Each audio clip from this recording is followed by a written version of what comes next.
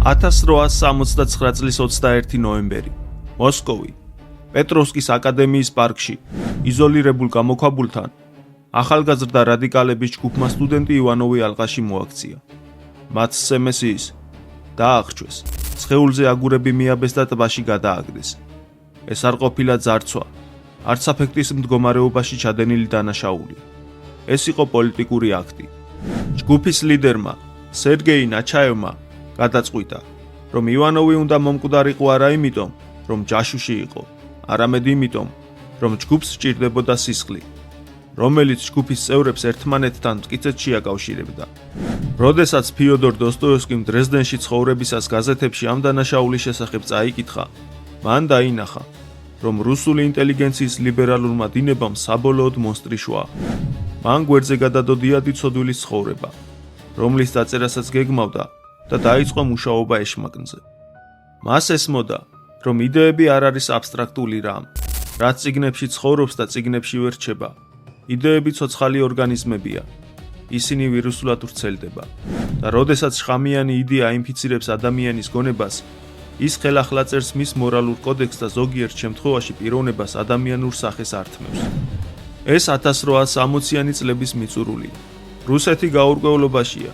მეფეებისა და ბატონყმობის ძველი სამყარო სუსტდება. რკინიგზის, ათეიზმის და სოციალიზმის ახალი სამყარო დაბადებას ცდილობს. სწორედ ამ დროს, ორ ეპოქას შორის არსებულ სიჩუმეში, მონსტრები გარეთ გამოსვლას იწყებენ. დოსტოევსკიმ ეს ნაწარმოები თავდაპირველად სულ სხვა მიზნით ჩაიფიქრა.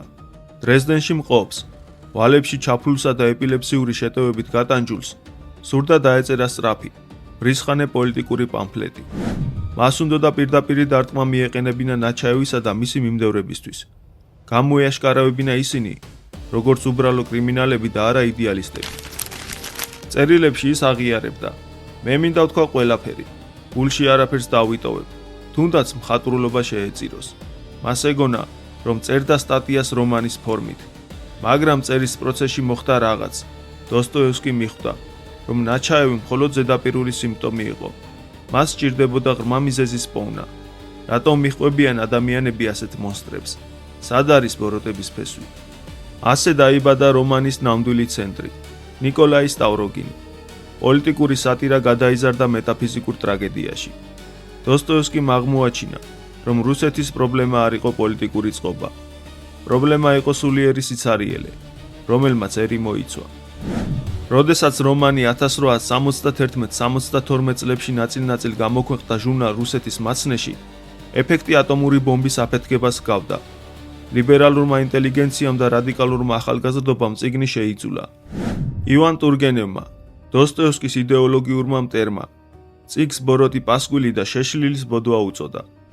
ლიბერალური ელიტისთვის წარმოუდგენელი იყო იმის დაჯერება, რომ პროგრესული, განათლებული ადამიანები შეიძლება ასეთ მონსტრებად ქცეულიყვნენ, როგორიც რომანის ფურცლებზე იყო აღწერილი.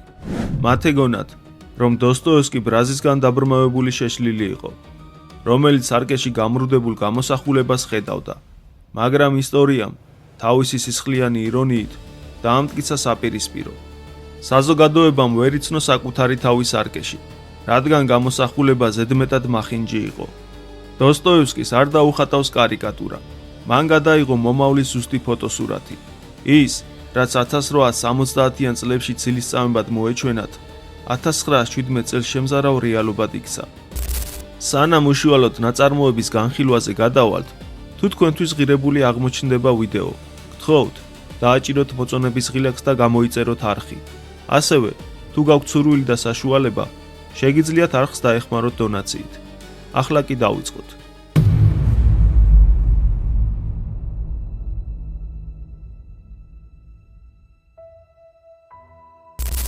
ჩვენი ისტორია ვითარდება პროვინციულ რუსულ ქალაქში, ტალახის, ხის ტროტუარებისა და დამახჩობელი ჭორების ადგილას. დოსტოევსკი ამ ქალაქს სახელს არ არქმევს. ტექსტში ის უბრალოდ ჩვენს ქალაქად მოიხსენიება. ეს ანონიმურობა შემთხვევითი არ არის. უსახელო ქალაქი ნიშნავს, რომ ეს კოშმარი არ არის ლოკალური. ის შეიძლება დატრიალდეს ნებისმიერ ადგილას, ნებისმიერ დროს. მაგრამ საიდან დაიწყო ეს ყველაფერი? საიდან შემოვიდა შხამი? პასუხი უნდა ვეძებოთ არა რუსეთის მიწაზე, არამედ დასავლეთში, 1840-იან წლებში რუსულმა ელიტამ კარი გაუღო ევროპულ იდეებს.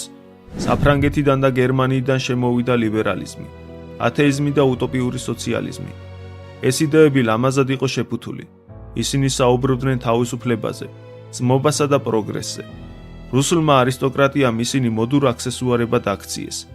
ეგონათ, რომ შეეძლოთ ამ იდეებით ეთამაშათ ისე, რომ საკუთარი კულტურული და სულიერი ფესვები არ დაეზიანებინათ.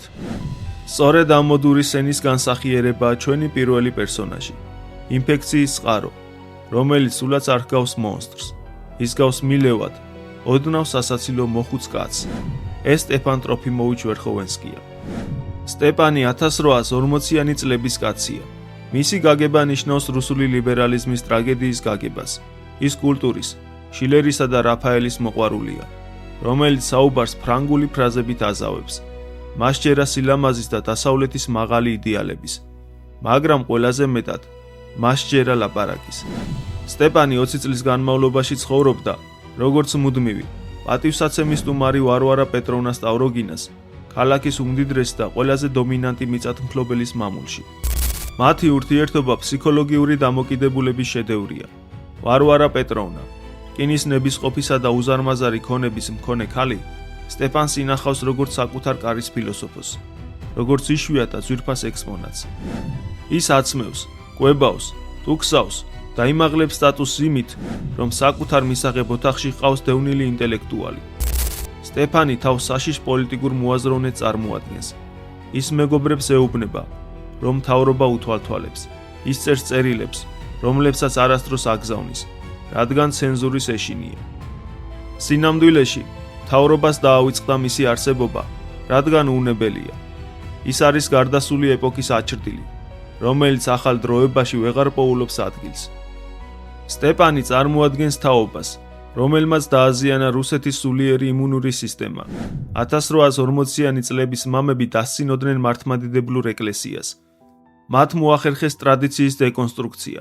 ისინი ქადაგებდნენ ბუნდოვან, რომანტიკულ ჰუმანიზმს, რომელმაც გაწყვიტა კავშირი ხალხსა და ღმერთს შორის. ისინი ამას აკეთებდნენ შამპანურის თანხლებით. მათ ეგონათ, რომ ეს თამაში იყო. ეგონათ, შეეძლოთ დაენგრიათ სახლის საძირკველი და მაინც უსაფრთხოდ ეცხოვრათ იმავე შენობაში. ისინი ცდებოდნენ. სტეპან ტროფიმოვიჩი არ არის ბოროტი, მაგრამ ის დამნაშავეა. ის დამნაშავეა გულგრილობაში. მას ყავს ვაჟი, სახელად პეტრე, რომელიც წლების წინ მიატოვა. მან ბიჭი ნათესავებთან გაგზავნა, როგორც თავად ამბობდა, პოსტის ამანათით. რათა ფოკუსირებული ყოფილიყო საკუთარ ინტელექტუალურ განვითარებაზე. ახლა, 10 წლეულების შემდეგ, ამანათი ბრუნდება. შვილი ბრუნდება და მასთან მოაქვს მამის გულგრილობის ანგარიშ ფაქტურა. სანამ შტორმი ამოვარდება, ქალაქი შეპყრობილია ერთი აკვიატებით. ნიკოლაი სტავროგინის სახლში ბრუნდება. სტავროგინი ვარვარა პეტროვნას ვაჟია. ის არის პიროვნება, რომლის გარშემოც რომანის მთელი სამყარო ბრუნავს.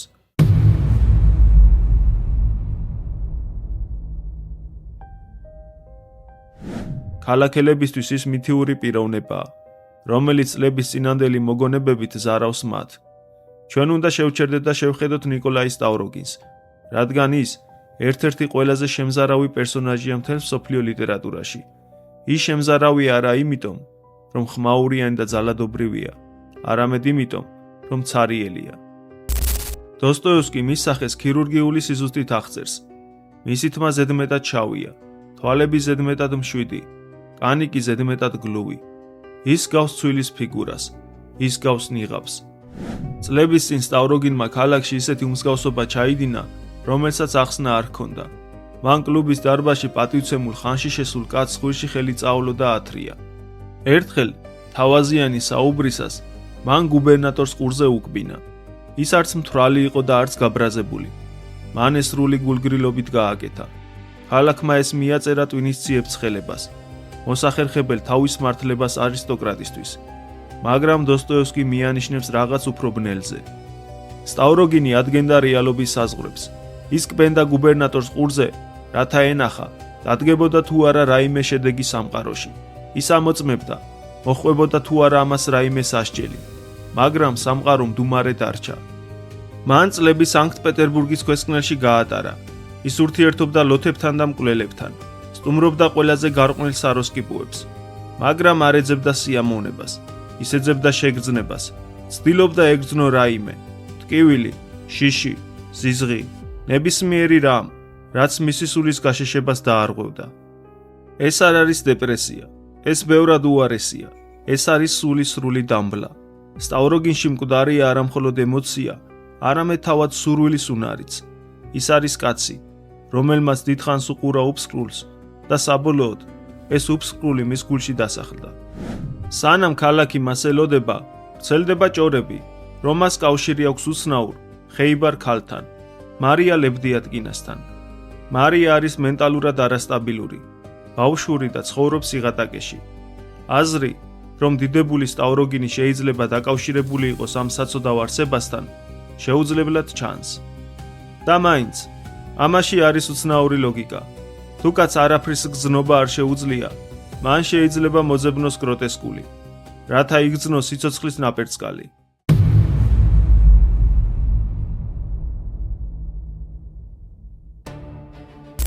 დროა, გავიცნოთ ადამიანი, რომელიც მსოფლიო ლიტერატურაში ერთ-ერთ ყველაზე უარყოფით და ამაზრზემ პერსონაჟად ითვლება. ეს პეტრე სტეფანოვიჩ ვერხოვენსკია.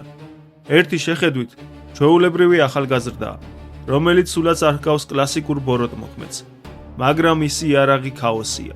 ის ლაპარაკობს სწრაფად, ბევრს და გაუგებრად, თითქოს განგებ აბნევს მსმენელს სიტყვების ნაკადით.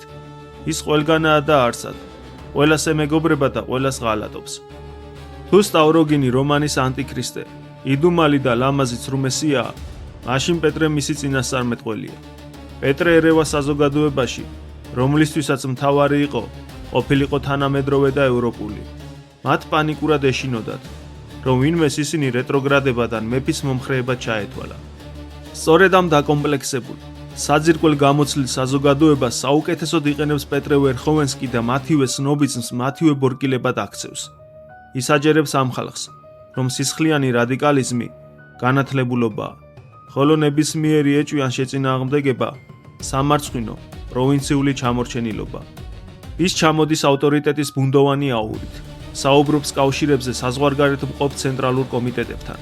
ის ისვრის სახელებს და მიანიშნებს, რომ წარმოადგენს მასიურ მიწისქვეშა ქსელის ნაწილს, რომელიც მთელ რუსეთს მოიცავს. პეტრე თამაშობს რუსული ინტელიგენციის ყველაზე ღრმა კომპლექსზე, შიშზე, რომ არ ჩათვალონ რეაქციონერებად. მან იცის, რომ გუბერნატორს, მწერლებსა და მდიდარ ქალბატონებს ეშინიათ კონსერვატორად წოდების. ამიტომ ის ჩაგრავს მათ, ღიად დასცინის მამას, ამცირებს გუბერნატორს და ზიზღით ეპყრობა ადგილობრივ ელიტას. და მათ ეს მოსწონთ. ისინი ეპირფერებიან პეტრეს. მათ ჰგონიათ, რომ მისი უხეშობა სიახლეა. ჰგონიათ, რომ მისი ნიჰილიზმი პატიოსნებაა. ისინი საკუთარი ხელით უწყობენ სუფრას იმ მონსტრს, რომლის მთავარ კერძს სინამდვილეში თავად წარმოადგენენ. პეტრეს აქვს კონკრეტული მისია. ის ქალაქში მხოლოდ მამის გასაღიზიანებლად არ ჩასულა. მისი მთავარი მიზანი ხუთეულის, რევოლუციური უჯრედის ორგანიზებაა. პეტრე გეგმავს, ერთ მუშტად შეკრას ადგილობრივი უკმაყოფილოები და ისინი განადგურების იარაღად აქციოს. ის ირჩევს მოწყვლადებს, მიზანში იღებს ვირგინსკის, სუფთა გულის მქონე კაცს, სოციალიზმისა და სამართლიანობის გულწრფელ მორწმუნეს. იბირებს ლიპუტინს, ბოღმიან ჭორიკანას და სოციალური წესრიგის შურით მოძულეს. აგნებს შიგალოვს, ირქუშ თეორეტიკოს, ტირანიის ზუსტ მათემატიკის ავტორს და ბოლოს ის უახლოვდება დანარჩენებისგან განსხვავებულ ორ კაცს, შატოვს და კირილოვს.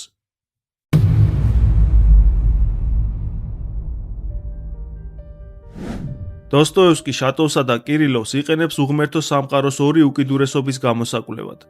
ისინი სტავროგინის სულიერი შვილები არიან. ორივე ოდესღაც მისი მოწაფე იყო და ორივე მან გაანადგურა. შატოვი ნაციონალისტია, ის პირქუში, მოუხერხებელი, გაბრაზებული კაცია. ოდესღაც სოციალისტი იყო, მაგრამ იმედი გაუცრუდა. ახლა მას აკვიატებულად სჯერა რუსული ღმერთის. ის ამტკიცებს, რომ ერი იქმნება არა გეოგრაფიით ან მეცნიერებით, არამედ მისი უნიკალური მორალური ძალით. თუ დიადი ერი არ თვლის, რომ ჭეშმარიტება მხოლოდ მასშია, ის იქცევა ეთნოგრაფიულ მასალად და არა ხალხად, რის ხანებს შატოვი. გადამწყვეტ სცენაში სტავროგინი მას პირდაპირ ეკითხება. შენ გწამს ღმერთის? შატოვი კანკალებს. ის ენას იკიდებს. მე? მე მწამს რუსეთის. წამს მისი მართლმადიდებლობის. მე მწამს, რომ ახალი მოსვლა რუსეთში მოხდება. მაგრამ ღმერთის აწვება სტავროგინი. მე ვიწამებ ღმერთს. ჩურჩულებს შატოვი. ხშირად ეს არის კონსერვატორის ტრაგედია, უხარისხობა და უთავბოლობა. შატოვს სურს რწმენის სტრუქტურა, რწმენის მორალი, რწმენის იდენტობა, მაგრამ მას აკლია ჭეშმარიტი რწმენის ნაპერწკალი. პეტრეს გადაწყვეტილი აქვს შატოვის მოკლა, თანაც აუცილებლად ჯგუფის სახელით, რათა ხუთეული დანაშაულის თანამონაწილე გახადოს და ისინი სამუდამოდ შეკრას სისხლით. შემდეგ მოდის კირილოვი, ინჟინერი, ლოგიკისა და მეცნიერების კაცი. ის შატოვთან ერთად ცხოვრობს, თუმცა მისი გონება სულ სხვა სამყაროშია. კირილოვი შეპყრობილია ერთი იდეით, თვითმკვლელობით, მაგრამ არა სასოწარკვეთილების გამო. კირილოვი ბედნიერია. მას უყვარს ხეებზე მწვანე ფოთლები, უყვარს სიცოცხლე. მისი თვითმკვლელობა კი ფილოსოფიური ექსპერიმენტი უნდა იყოს. კირილოვი ამტკიცებს, რომ ღმერთი სხვა არაფერია, თუ არა სიკვდილის შიშის ტკივილი. ადამიანმა გამოიგონა ღმერთი, რათა ეცხოვრა საკუთარი თავის მოკლის გარეშე.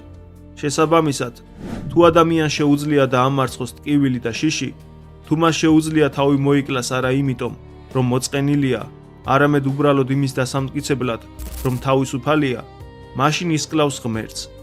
თუ ღმერთი არსებობს, ყველაფერი მისი ნებაა და მე მის ნებას ვერ გავექცევი, ამბობს კირილოვი.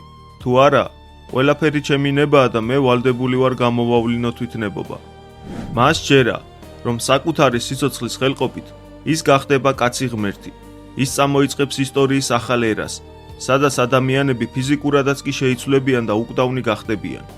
ოღონდ არა იმიტომ, რომ არასდროს მოკვდებიან, არამედ იმიტომ, რომ მათში გაქრება დროის შეგრძნება და სიკვდილის შიში. კირილოვის აზრით, როცა შიში ქრება, სხეული წყვეტს დაბერებას ძველი კანონებით. ეს არის შემზარავი, თანმიმდევრული სიგიჟე. პეტრე უყურებს კირილოვს და ხედავს სასარგებლო ხელსაწყოს. მას სჭირდება განტევების ვაცი. ისინი დებენ გარიგებას. კირილოვს შეუძლია თავი მოიკლას, როცა მოესურვება, ოღონდ უნდა დაელოდოს პეტრეს ნიშანს. სიკვდილის წინ მან ხელი უნდა მოაწეროს წერილს და საკუთარ თავზე აიღოს ის დანაშაულები, რომელთა ჩადენასაც პეტრე აპირებს. პეტრეს არ აინტერესებს კაცი ღმერთი, მას აინტერესებს კვალის დაფარვა. ქალაქი ჩფოთვითაა მოცული. ვარვარა პეტროვნა, რომელიც ცდილობს მართოშვილის დაბრუნებით გამოწვეული ქაოსი, უცნაურ გეგმას სახავს. მას სურს სტეპან ტრიფიმოვიჩი დააქორწინოს დარია შატოვაზე, შატოვის დაზე. ეს დამამცირებელი გარიგებაა, რომლის მიზანი სტავროგინთან დაკავშირებული მოსალოდნელი სკანდალის მიჩქმალვაა. შეძრწუნებული სტეპანი ისტორიულ წერილებს წერს და თავს საზვარაკე კრავად გრძნობს. ამასობაში ვრცელდება ხმები საიდუმლო ორგანიზაციის შესახებ. ადგილობრივ ქარხანაში ჩნდება აჯანყებისკენ მომწოდებელი პროკლამაციები. ადგილი აქვს მკრეხელობასაც. ხატის მინის უკან თავს სვამენ. ბიბლიის გამყიდველს დასცინიან. მორალური ატმოსფერო ლპება. გუბერნატორი ბატონი ფონ ლემკე კარგავს კონტროლს. ის ბიუროკრატია, რომელიც ცდილობს იყოს ლიბერალი, რაც მას ასუსტებს. პეტრე მას მარიონეტივით ათამაშებს. უჩურჩულებს ყურში და პარანოიისკენ უბიძგებს. ბრუნდება უფლისწული. სტავროგინი ჩამოდის. ის მშვიდი და ლამაზია, თუმცა სრულიად გაუცხოებული. ის არც არაფერს ადასტურებს და არც არაფერს უარყოფს. ქალაქში მთვარეულივით დადის, მაგრამ მისი გამოჩენა ჰაერს მუხტავს. კულისებში პეტრე კრებს თავის ხუთეულს. ის კვებავს მათ ყუილებით რევოლუციონერთა ფართო ქსელის შესახებ, რომელიც თითქოს მათ ზურგს უმაგრებს. არწმუნებს, რომ დრო ახლოვდება და მოუწოდებს, ზად იყვნენ ძველი სამყაროს დასანგრევად. გონების ძილი დასრულდა. მონსტრებად ქცეული ახალგაზრდობა ასპარეზზე გამოდის. სტეპანის თაობის კომედია მალე პეტრეს თაობის საშინელებად გადაიქცევა.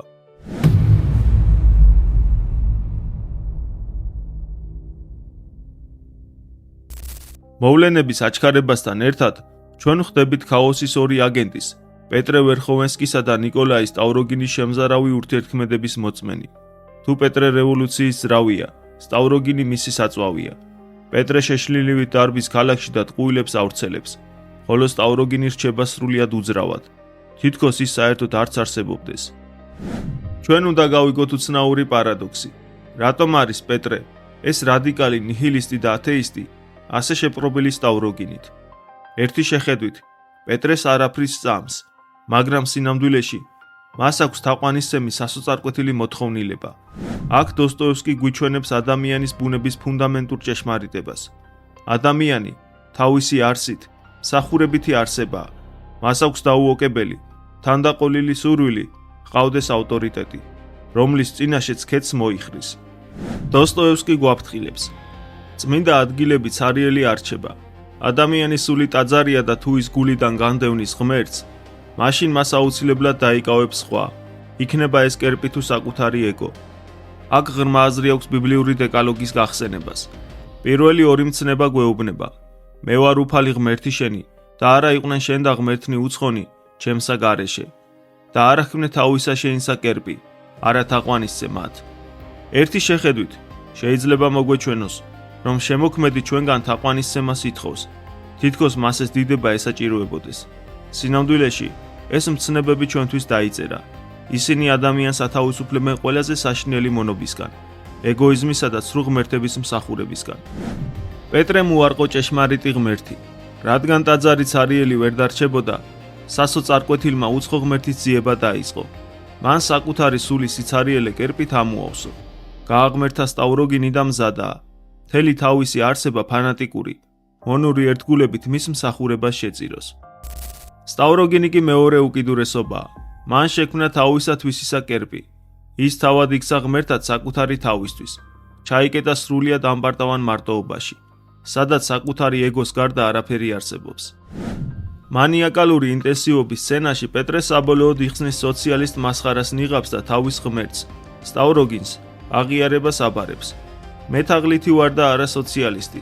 ის აცხადებს, რომ არ სურს თანასწორობა, მას სურს განადგურება, სყურია ძველი სამყაროს დანგრევა, რათა ააშენოს ახალი, რომელიც არა თავისუფლებას, არამედ აბსოლუტურ მორჩილებას დაეფუძნება. პეტრემ იცის, რომ ხალხი არ გაჰყვება ისეთ წვრილმან პოლიტიკანს, როგორიც თავადაა. ბრბოს სჭირდება მითი, მათ სჭირდებათ ივან უფლისწული, დამალული პრინცი, ლამაზი და საზარელი, რომელიც წყდიადიდან მოევლინება მათ გასაწყოლად. პეტრეს განზრახული აქვს, სტავროგინის სწორედ ამ ბნელ მესია დაკურთხოს. შენ ჩემი კერპი ხარ, ეგზალტირებული შეჰყვირის ის და ხელზე კოცნის სტავროგინს. შენ მძე ხარ, მე კი შენი ჭია. სტავროგინის რეაქცია არის ტოტალური გულგრილობა. ის უყურებს ამ შეშლილ რევოლუციონერს და ხედავს მხოლოდ მაიმუნს. მას არ სურს იყოს მეფე, მას არ სურს რუსეთის გადარჩენა ან განადგურება. ის მოწყენილია, ის პარალიზებულია საკუთარი თავისუფლებით. ვერ ახერხებს არჩევანის გაკეთებას.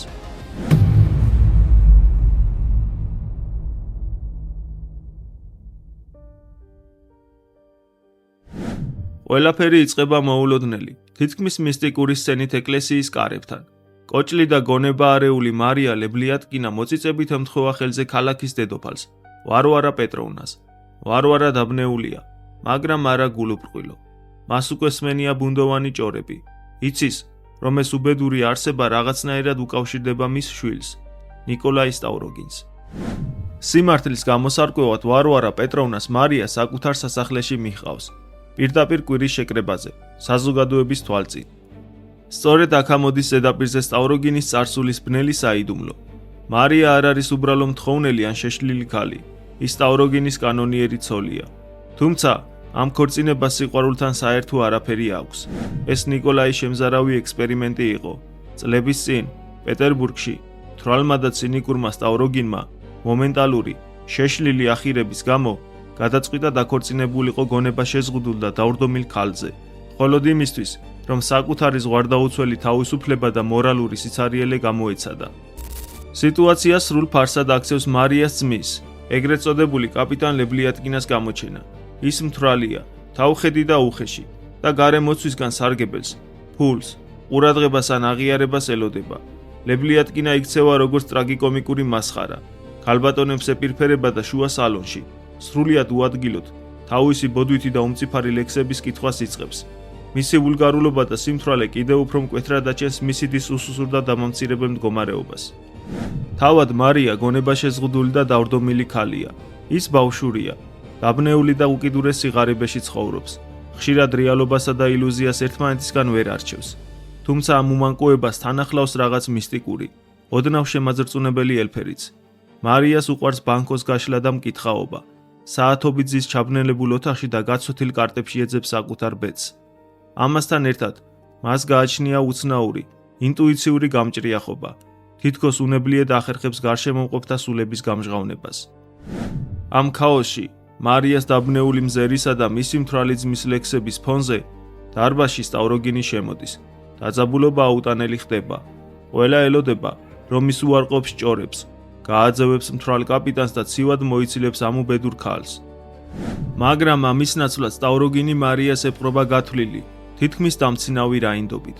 ის არაფერს ამბობს, უბრალოდ მიდის მასთან, მოწიწებით ემთხვევა ხელზე, რაც დამსწრე საზოგადოებას შოკში აგდებს და სთავაზობს მკლავს. მარია სიხარულისგან ბრწყინავს, სტავროგინი მას ფრთხილად, უზომო თავაზიანობითა და სრულყოფილი ზრდილობის ნიღბით გაიყვანს ოთახიდან. თითქოს ის ნამდვილი გრაფინია იყოს.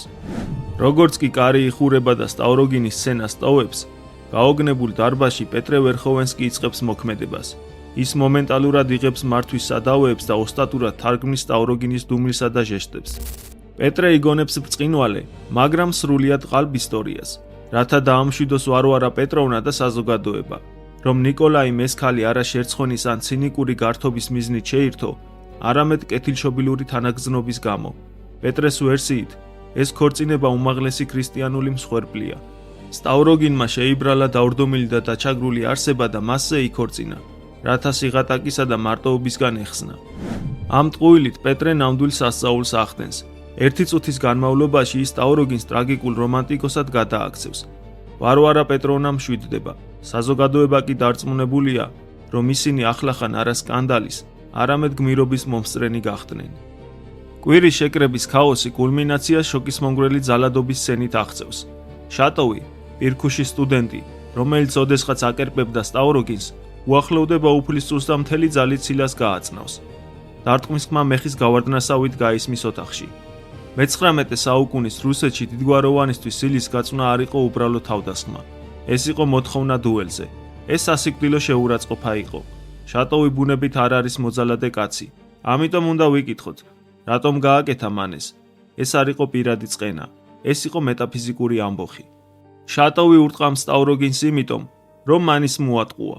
წლების წინ სტავროგინმა ასწავლა შატოვს, რომ რუსი ხალხი იყო ღმერთის მატარებელი ერი. მან გააღვივა შატოვის რწმენა, მაგრამ შემდეგ შატოვმა გააცნობიერა, რომ სტავროგინს ამის ერთი სიტყვისაც არ სჯეროდა. სტავროგინმა შთააგონა შატოვს იდეა, რომელსაც მხოლოდ გასართობად იყენებდა. შატოვი ურტყამს კერპს, რომელმაც მას უღალატა. სტავროგინის რეაქცია უფრო საშიშია, ვიდრე ნებისმიერი მრისხანება. ის უზარმაზარი ფიზიკური ძალის მქონე კაცია. მას შეეძლო შატოვი მყისიერად გაესრისა. ამის ნაცვლად ის ხელებს ზურგს უკან იწყობს. ის დგას პარალიზებული, არა შიშისგან, არამედ ნებისყოფისგან. სახეზე ფერმიხდილია, თვალები კი ჩამქრალი აქვს. ოთახი თავზარდაცემულია. ისინი ხედავენ კაცს, რომელმაც საკუთარი ბუნება დათრგუნა. მან მოკლა სიბრაზის ბუნებრივი რეფლექსი. შურისძიებაზე უარის თქმით, ის ამტკიცებს თავის დომინირებას უფრო ეფექტურად, ვიდრე შატოვის მოკლით შეძლებდა. ის აჩვენებს, რომ ადამიანურ ემოციებზე მაღლა დგას.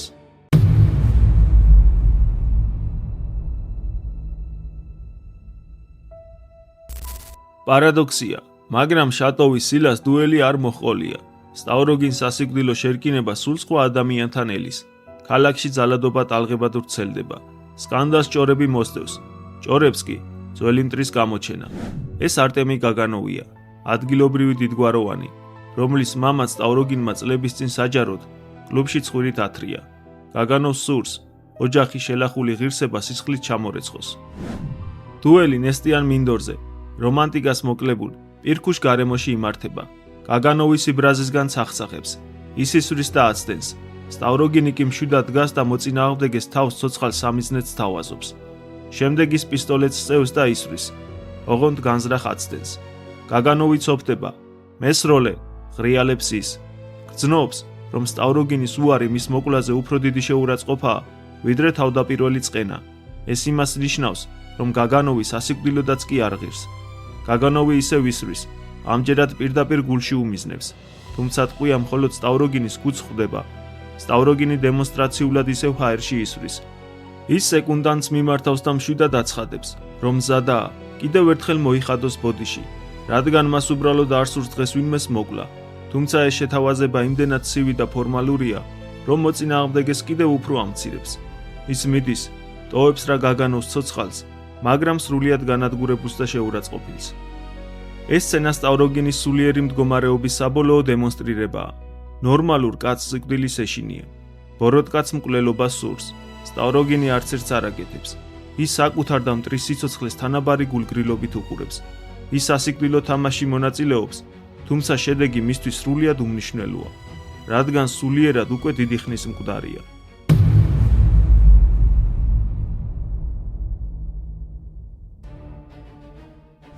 სანამ სტავროგინი სიცარიელეში დაეხეტება, პეტრე ვერხოვენსკი თავისი გეგმის განხორციელებას ცდილობს. ჩვენ ახლა გადავდივართ შეთქმულთა შეხვედრაზე ვირგინსკის სახლში. პოლიტიკურად ეს რომანის ყველაზე მნიშვნელოვანი ეპიზოდია, რადგან ის მე-20 საუკუნის ტოტალიტარიზმის სრულ მონახაზს გვთავაზობს.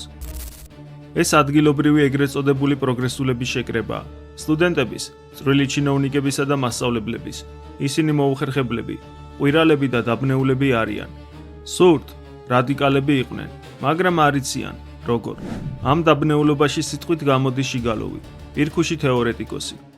ის აცხადებს, რომ ცხოვრება საზოგადოებრივი მოწყობის შესწავლას მიუძღვნა.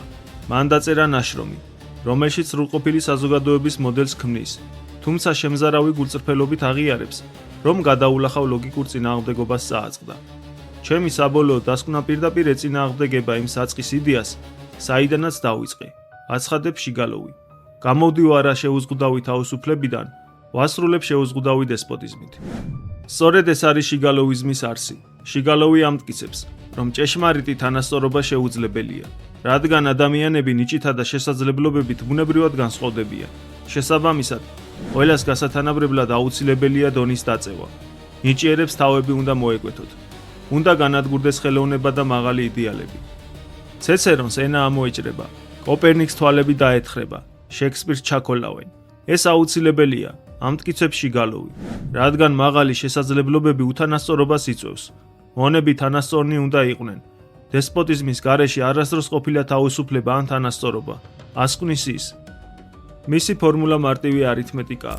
კაცობრიობის 90% უნდა გარდაიქმნას ნახირად, რომელსაც ნება და ინდივიდუალურობა წართმეული ექნება, რათა იცხოვრონ პრიმიტიულ, მაგრამ ბედნიერ მორჩილებაში. დანარჩენი 10% კი შეადგენს რჩეულთა კასტას, რომელიც აბსოლუტური ძალაუფლებით განაგებს ამ მასას. მსმენელები შოკირებულნი არიან, მაგრამ პეტრე აღფრთოვანებულია. ის ამაში ხედავს სარგებელს. მან გამოიგონა თანასწორობა, სიცილით წამოიძახებს ის.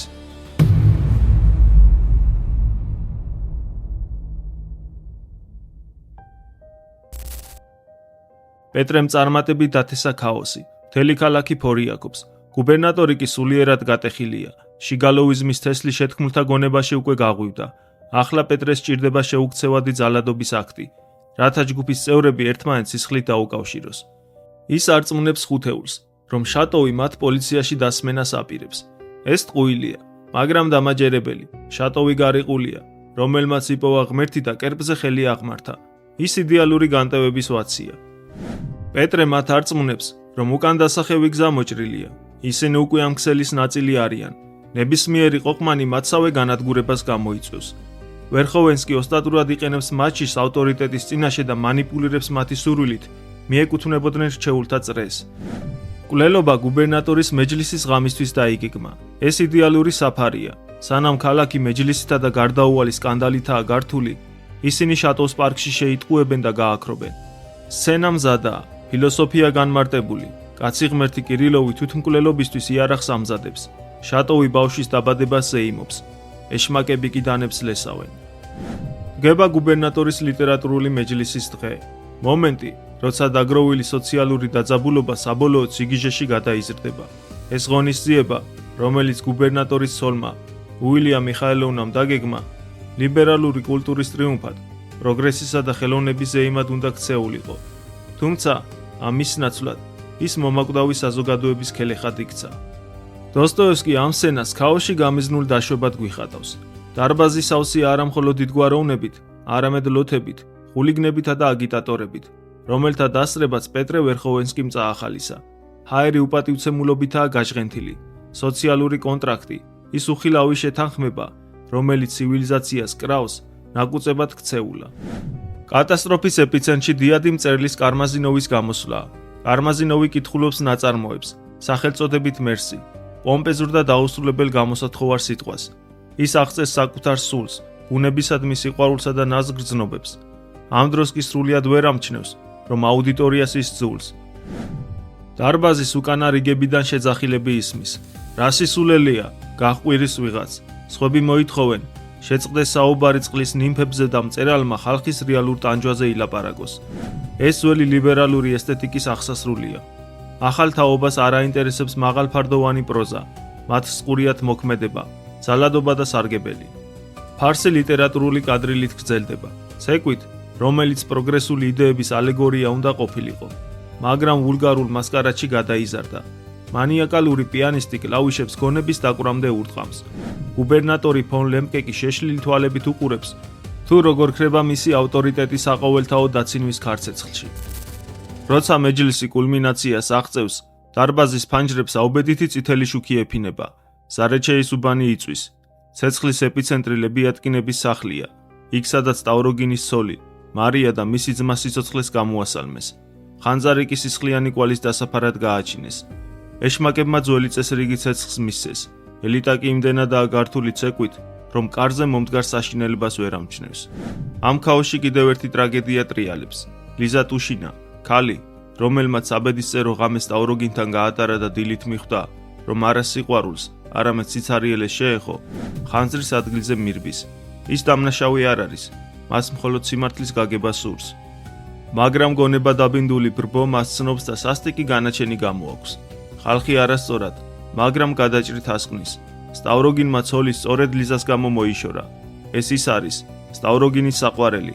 ამის გულისთვის მოკლეს, რეალებს ბრბო. მათთვის ლიზა მკვლელობის მიზეზია. ისინი თავს ესხმიან გოგონას და მავრიკი დროზდოვს, რომელსაც ლიზა უყვარდა. ლიზას ადგილზევე სასტიკად კლავენ. გაშმაგებული მასა მას ფეხებით თელავს. ეშმაკებმა აქაც გაიმარჯვეს. მათ მიერ დათესილ ზიზღს კიდევ ერთი უდანაშაულო სიცოცხლე შეეწირა.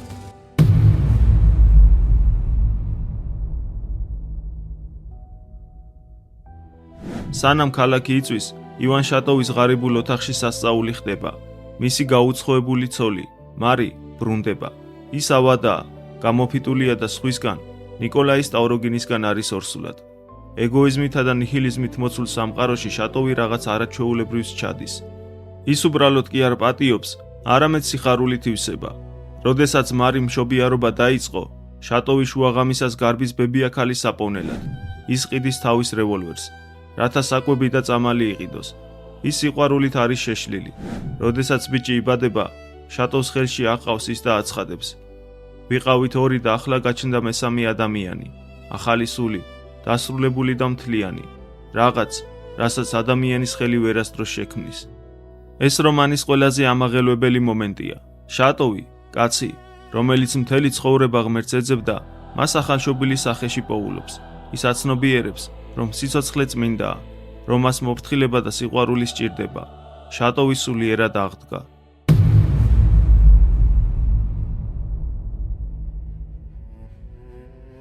და ზუსტად ამ მომენტში კარზე კაკუნია. მოდის დესპანი პეტრე ჯგუფიდან. ისინი შატოვს პარკში იბარებენ, რათა დამარხული საიდუმლო სტამბა ჩაიბარონ. შატოვს, გულუბრყვილოსა და ახალი სიხარულით სავსეს, სჯერა, რომ ეს თავისუფლებისკენ გადადგმული ბოლო ნაბიჯია. ის კოცნის ცოლსა და ბავშვს, პირდება, რომ მალე დაბრუნდება და გადის სახლიდან. შატოვის მკვლელობა აღწერილია შემზარავი სიცხადით. მოქმედება სკორეშნიკის პარკში, გროტოსთან ხდება. შეთქმულები ვირგინსკი, ლიპუტინი, ლიამშინი, ტოლკაჩენკო და პეტრე სიბნელეში არიან ჩასაფრებულნი. ისინი შეშინებულები არიან. კბილები უკაცკაცებთ არა მხოლოდ სიცივისგან, არამედ იმის გააზრებისგან, თურის გაკეთებას აპირებენ. როდესაც შატოვი მოდის, ისინი თავს ესხმიან. ეს არის მოუხერხებელი, სასოწარკვეთილი ჭიდილი. სამ მათგანს უჭირავს ის. შემდეგ პეტრე გამოდის წინ თავისი რევოლვერით. ადებს შატოვს შუბზე და სასხლეთს აჭერს. შატოვი მკვდარი ეცემა. ისინი გვამსქვებს აბამენ და ტბორში ძირავენ. ერთ-ერთი შეთქმული, ლიამშინი, ჭკუიდან იშლება. რაც ბუნებრივი კანონის დარღვევაზე პირველყოფილი რეაქციაა. პეტრე იძულებულია იარაღით დაემუქროს, რათა გააჩუმოს. სწორედ ეს არის შიგალოვიზმის რეალობა. ჯგუფი ახლა სისხლით არის შეკრული. ისინი აღარ არიან სტუდენტები ან მოხელეები. ისინი მკვლელები არიან. პეტრე ზიზღით უყურებს მათ და იცის, რომ ეს მკვლელების ჯგუფი უკვე მის საკუთრებას წარმოადგენს. მას განზრახული აქვს სანქტ-პეტერბურგში გაემგზავროს და ეს ხუთეული თავიანთ შიშსა და დანაშაულთან მარტო დატოვოს.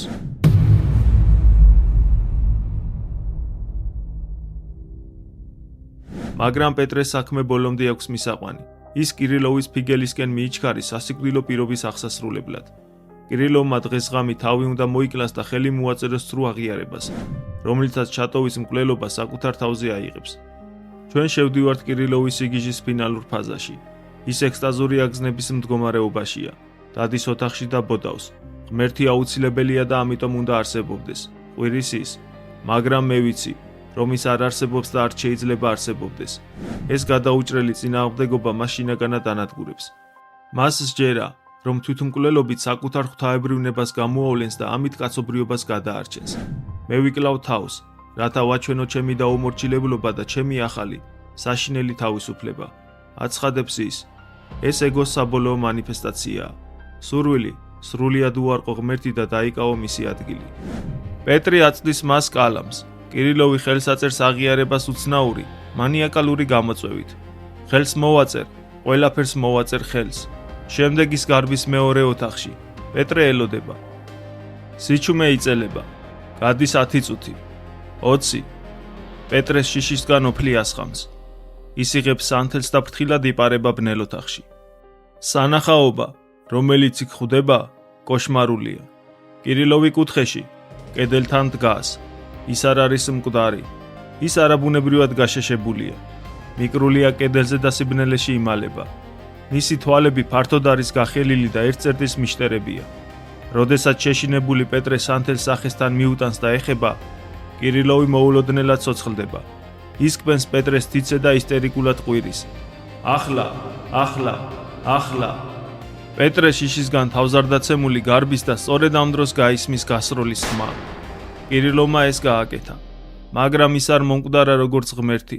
ის მოკვდა, როგორც კუთხეში მიმწყდეული ცხოველი, გატეხილი ფილოსოფიის მიერ, რომელმაც მისი ადამიანობა შთანთქა. კაცი ღმერთი დამარცხდა.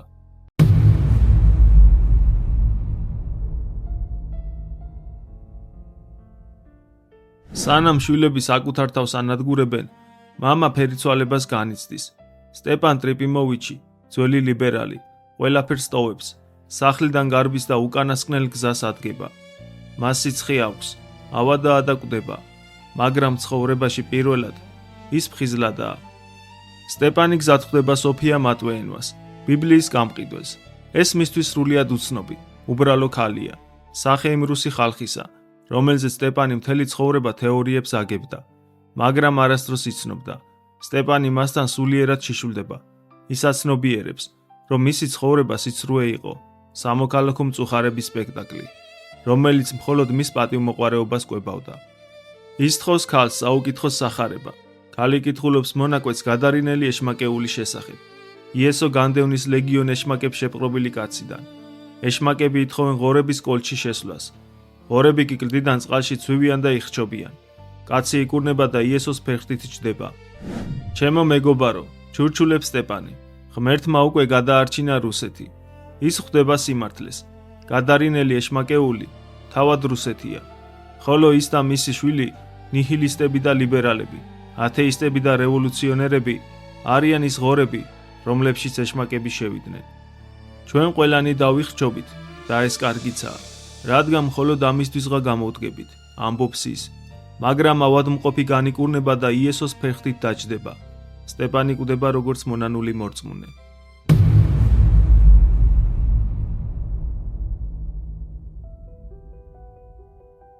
ახლა კი დროა, შევაღოთ რომანის ყველაზე ბნელი და საიდუმლო კარი. სტავროგინი, კანონისგან ხელშეუხებელი, მაგრამ საკუთარი სინდისისგან დევნილი, ხსნის უკანასკნელ მცდელობას მიმართავს. ის მიდის მონასტერში, განდეგილ ეპისკოპოს ტიხონთან. ეს არის გადამწყვეტი ბრძოლა სტავროგინის სულისთვის. ის აწვდის ბერს დაბეჭდილ ფურცლებს, აღიარებას, რომლის გამოქვეყნებასაც ის გეგმავს. სტავროგინს სურს სამყაროს აჩვენოს, რომ ის დიადი ცოდვილია, რომელსაც შეუძლია ზიდოს საზოგადოების სიზღი. მაგრამ ფურცლებზე დაწერილი სიმართლე არ არის დიადი. ის შემზარავი და სისხლის გამყინავია. წლების წინ სანქტ-პეტერბურგში სტავროგინმა ჩაიდინა დანაშაულით 11 წლის გოგონას მატრიოშას წინაშე. მან ისარგებლა ბავშვის გულუბრყვილობით და გოგონა აცდუნა. მაგრამ ჯოჯოხეთი ამით არ დაწყებულა. ჯოჯოხეთი დაიწყო შემდეგ. სტავროგინი იხსენებს მომდევნო დღეებს. მატრიოშა, ტრავმირებული და სირცხულისგან განადგურებული, ციებ ცხელებაში ჩავარდა. ერთ მომენტში სასოწარკვეთილი ბავშვი ლოგინიდან წამოიწია და სტავროგინს პატარა, გამხდარი მუშტი დაუქნია. ეს არ იყო ფიზიკური მუქარა, ეს იყო უსუსური სულის პროტესტი.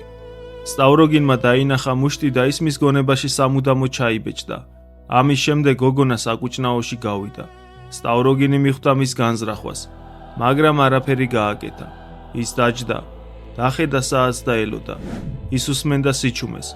მან მისცა ბავშვს თავის ჩამოხრჩობის უფლება, მხოლოდ იმიტომ, რომ აინტერესებდა, რა სიგრძნობდა თავად.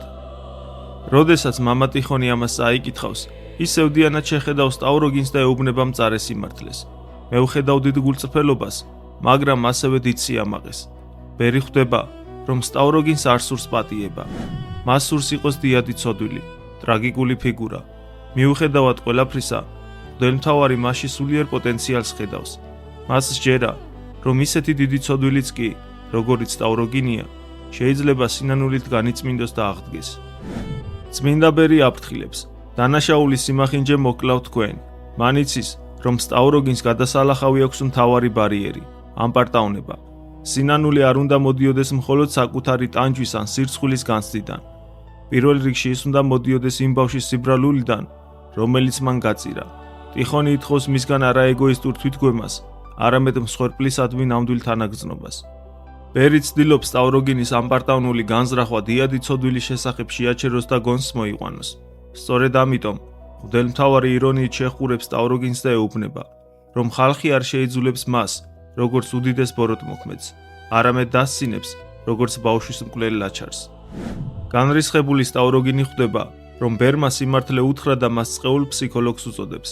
ის გარბის ბერის სენაკიდან და თავის მამულში, სკორეშნიკში ბრუნდება, მაგრამ მატრიოშას აჩრდილი მასთან მიჰყვება.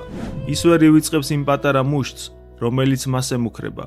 ეს ერთადერთი რამაა, რაც მის აბსოლუტური გულგრილობის ჯავშანს არღვევს. ეს პატარა მუშტი უფრო მძიმეა, ვიდრე მთელი სამყარო. ის წერს საბოლოო წერილს დარია შატოვას, ერთადერთ ადამიანს, რომელსაც ის უპირობოდ უყვარს და ვინც მზად იყო, მისი სული სიმძიმე ეტვირთა. მაგრამ ეს აღარ არის იმედის წერილი.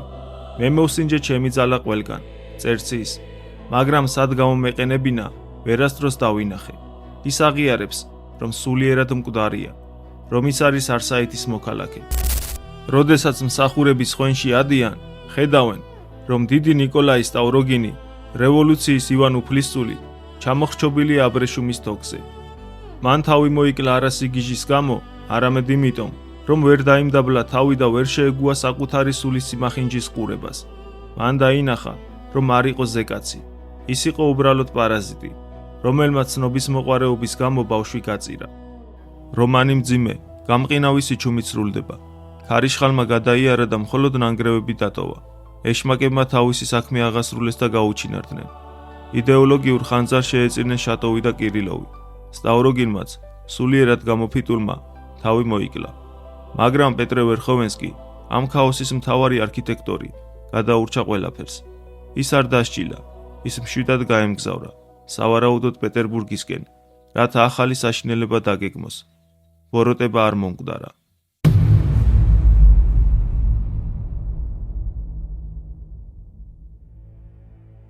ეშმაკები არ არის რომანი მხოლოდ რევოლუციონერებზე, პოლიტიკურ მოძრაობებზე ან კონკრეტულ ეპოქაზე. ეს არის რომანი სულიერ სიცარიელეზე, სიცარიელეზე, რომელიც ჩნდება იქ, სადაც ღმერთს და მორალს უარყოფენ. დოსტოევსკი არ ამხელს მხოლოდ რადიკალებს, ის ასამართლებს მთელ სულიერ პროცესს, რომელმაც მათ გზა გაუხსნა. მისი მთავარი კითხვა არ არის, რატომ იქცნენ ახალგაზრდები მკვლელებად. მისი კითხვა ბევრად უფრო ღრმაა, რატომ აღმოჩნდა ეს გარდაუვალი. იდეები არ არის ნეიტრალური. როდესაც იდეა წყდება მორალურ აბსოლუტს, ღმერთს, სინდის, პიროვნების სიწმინდეს, ის იწყებს დაუნდობელი ლოგიკით მოქმედებას. ეს ლოგიკა კი ყოველთვის სისხლამდე მიდის. შიგალიოვიზმი აბსურდული არ არის, ის ზედმეტად ლოგიკურია. კირილოვის შეშლილი არ არის, ის ზედმეტად რაციონალურია. პეტრე ვერხოვენსკი ცრუ არა იმიტომ, რომ ტყუის, არამედ იმიტომ, რომ მისთვის წმინდა არაფერია. თუ ადამიანს არ ჰყავს ღმერთი, ის აუცილებლად დაუკავშირდება ეშმაკს. ამ ეშმაკს ექნება რაციონალური არგუმენტები, პროგრესის ლექსიკა და ჰუმანური სიტყვები, მაგრამ მისი ნაყოფი იქნება სისხლი. დოსტოევსკი მიწინასწარმეტყველა ის მექანიზმი, რომელმაც რუსეთის იმპერია დაანგრია. რომანში ნათლად ჩანს, როგორ მოამზადა ლიბერალურმა ინტელიგენციამ სტეპან ტრიფიმოვიჩის თაობამ ნიადაგი ეშმაკებისთვის, ანუ პეტრე ვერხოვენსკის თაობისთვის. დოსტოევსკის წინასწარმეტყველება ზუსტად და ტრაგიკულად ახდა 1917 წელს. ისტორიული პარადოქსი ისაა, რომ რუსეთის მონარქია დაამხეს არა ბოლშევიკებმა, არამედ სწორედ გალიბერალებულმა არისტოკრატიამ, გენერალიტეტმა და სათათბიროს დეპუტატებმა. სოფლიო ომში ჩაბმულ ქვეყანაში უმაღლესმა ელიტამ ზურგი აქცია მეფეს. მათ პროგრესისა და ევროპული ღირებულებების სახელით მეფე ნიკოლოზ მეორეს იძულებითი გადადგომა ურჩიეს. ამ ადამიანებს სტეფან ტრიფიმოვიჩის მსგავსად გულუბრყვილოდ ეგონათ, რომ მეფის მოშორებით შექმნიდნენ ცივილიზებულ, ევროპული ტიპის რესპუბლიკას, მაგრამ სინამდვილეში მონარქიის მოშლით მათ მომენტალურად დაანგრიეს სახელმწიფო ინსტიტუტები, არმია და პოლიცია, მათ შექმნეს ძალაუფლების ვაკუუმი. სწორედ ეს ვაკუუმი შეავსეს ბოლშევიკებმა ლენინის მეთაურობით, მათი სარგებლეს ლიბერალების მიერ შექმნილი ქაოსით და შეიარაღებული გადატრიალების გზით დაამხეს ის სუსტი მთავრობა, რომელსაც რეალური წინააღმდეგობის გაწევის უნარი უკვე დაკარგული ჰქონდა. თუმცა ამ კატასტროფას ჰქონდა კიდევ უფრო ღრმა, სულიერი ფესვი, რევოლუციონერების, ნიჰილისტებისა და ყველაზე სასტიკი ათეისტების რიგები სავსე იყო მღვდლიშვილებითა და ყოფილი სემინარიელებით. ეს არ იყო შემთხვევითობა, ეს იყო ტრაგედია ორმაგი სტანდარტისა. ეს ახალგაზრდები იზრდებოდნენ ოჯახებში, სადაც მამები ამბიონებიდან ხალხსწმინდა ცხოვრებისკენ და ქრისტიანული სათნოებების აღსრულებისკენ მოუწოდებდნენ, მაგრამ სახლში, საკუთარ ოჯახებში ცხოვრობდნენ უღმერთო და ამორალურად. შვილები ხედავდნენ ამ საშინელ თვალთმაგცობას და დაასკვნეს. თუ მამაჩემს, რომელიც ღმერთს ემსახურება, არ სჯერა იმის, რასაც ქადაგებს, თუ ის ამბობს ერთს და აკეთებს მეორეს, ეს ნიშნავს, რომ ღმერთი არ არსებობს. ეს ყველაფერი სიცრუეა. სწორედ ამ მამების ფარისეულობამ შვილების აგრესიული ათეიზმი. მათთვის რელიგია გახდა მხოლოდ სიცრუის ინსტრუმენტი, რომელიც უნდა განადგურებულიყო. ამიტომაც იყო, რომ რევოლუციის დროს ყველაზე დიდი სისასტიკით ეკლესიებს სწორედ ყოფილი სემინარიელები და მღვდლიშვილები ანგრევდნენ. ალბათ, ზოგიერთი თქვენგანი ფიქრობს, რომ ეს წიგნი დღევანდელობას უფრო შეეფერება, ვიდრე წარსულს. დოსტოევსკიმ აღწერა არა მე-19 ან მე-20 საუკუნის რუსეთი, არამედ ნებისმიერი სახელმწიფოს მარადიული აწმყო. შეიცვალა მხოლოდ დეკორაციები. ელიტას წარმოადგენენ არა დიდგვაროვნები, არამედ ცნობადი სახეები. პროკლამაციები ჩანაცვლდა სოციალური ქსელებით, მაგრამ ეშმაკები იგივე დარჩნენ.